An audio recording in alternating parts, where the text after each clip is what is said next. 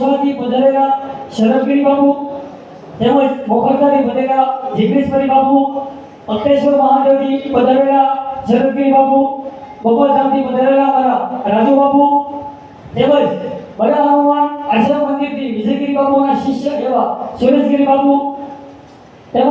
તમગી બાબુ અને મંચ પર બિરાજમાન ત્રિવેદી સાહેબ, ગૌતમ બાબુ, મિલનભાઈ, ગોશાળા સમિતિ શ્રી કૃષ્ણ ધર્મસભા પ્રદર્શન સમિતિ દ્વારા અહીંયા પધારેલા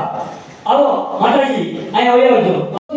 આપ સૌ લોકોની ખ્યાલ છે શ્રી કૃષ્ણ ધર્મસભા પ્રદર્શન સમિતિ તેમજ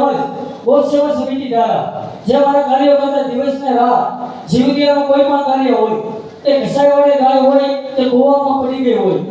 આ જીવદિયાનું કાર્ય પ્રગતિ થતું હોય તેની સાથે સાથે પરિણામમાં આ જીવદિયાની કામગીરી જોઈ અમને અધમ યુવા ગ્રુપ દ્વારા કામ કરે છે। આપણા આમંત્રણને માન આપીને જેમ કલ્પેશભાઈ વાત કરી એમ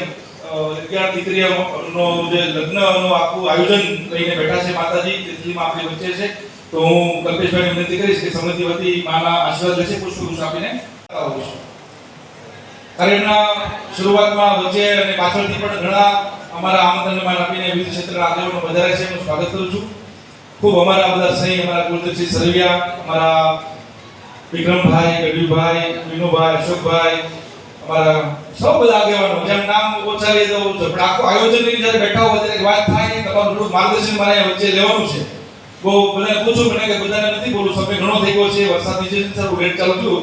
તો એક બે સંતોના આશીર્વાદ લઈશું અને મુખ્ય વક્તાઓને આપણે વિષયો પર લઈ જઈશું। પણ એ પૂર્વે થોડી રૂપરેખા પણ મારે બાંધવી છે કે આપણે શ્રી કૃષ્ણ ધર્મોત્સવ પ્રદર્શન સમિતિ, ગૌસેવા સમિતિના આ કાર્યકર્તા મિત્રો પાલિતાણામાં આપણે હિન્દુ સંગઠન સાથે જોડાઈને વર્ષોથી રાષ્ટ્રીય પર્વ હોય, સામાજિક પર્વ હોય કે વિવિધ ક્ષેત્રના કાંઈ પણ એવા કાર્યક્રમો હોય કે આપણા પ્રોટોકોલમાં આવતા હોય અથવા તો અમારા કાર્યકર્તાની એક ક્ષમતા હોય કે આપણે આ કાર્યક્રમમાં જોડાઈ શકીએ છીએ, કરી શકીએ છીએ, તો હંમેશા એ કાર્યની અંદર સહભાગી થતા હોય છે। અને વર્ષોથી મંચસ્થ બેઠા સંતો હોય કે મારી સમક્ષ બેઠેલા સૌ પાલિતાણા શહેરના કે અમારા 20 જેટલી ગામના ગ્રામ્યના ગૌસેવા સમિતિના કાર્યકર્તા બંધુઓ જે પોતાનું સમય દાન આપીને ગૌ સેવાનું ખૂબ સુંદર કામ કરે છે, એને પણ આપણે તાળીઓથી આપણે અભિવાદન પાડીએ। ભરતભાઈ રાઠોડ, શ્રી કૃષ્ણ ધર્મોત્સવ પ્રદર્શન સમિતિ, ગૌ સેવા સમિતિ પાલિતાણા દ્વારા આગામી 28મી ભવ્ય ભગવાન શ્રી કૃષ્ણ જ્યારે જન્માષ્ટમીની શોભાયાત્રા નીકળેલી છે ત્યારે દર વર્ષની જેમ આજે પાલિતાણાના પૂજ્ય સંતો, વિવિધ ક્ષેત્રના સમાજના આગેવાનો, પત્રકાર મિત્રો અને સૌ કાર્યકર્તા મિત્રોની ઉપસ્થિતિમાં આજે પાલિતાણા રામપાડી ખાતે બેઠકનું આયોજન કરવામાં આવ્યું છે। આગામી 28મી જ્યારે શોભાયાત્રા નીકળનારી છે ત્યારે એના આગમનના ભાગરૂપે સરસ મજાના દર વર્ષની જેમ પાલિતાણા હાઈસ્કૂલના મેદાન ઉપર તારીખ 31/8થી 3/9 સુધી ભવ્ય રંગારંગ સાંસ્કૃતિક કાર્યક્રમો, એમાં ધાર્મિક પ્રદર્શનો હોય, સરસ મજાના કાર્યક્રમો હોય તેમજ વિવિધ ક્ષેત્રના સમાજના આગેવાનોની ઉપસ્થિતિમાં આ સમગ્ર આયોજનનું ભવ્ય કરવામાં આવ્યું છે। એ બાબતે આજની બેઠક કરવામાં આવી હતી। 31/8/2026 લઈને 3/8/3/9/2026 સુધી પાલિતાણા હાઈસ્કૂલના ગ્રાઉન્ડ પર 4 દિવસના શ્રી કૃષ્ણ ધર્મોત્સવ પ્રદર્શન સમિતિ, ગૌસેવા સમિતિ દ્વારા 4 દિવસના સાંસ્કૃતિક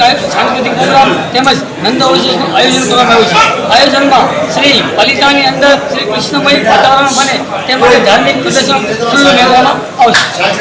પ્રોગ્રામ થવાના 4 દિનની અંદર ધાર્મિક પ્રદર્શન પૂરું થવા છે, કૃષ્ણ લીલા છે, રામલીલા છે, બદ્રીનાથ વિશાલ છે, કેદારનાથ મંદિર છે, આવી અનેક પ્રકારના ફોટો ઉભો કરવામાં આવશે।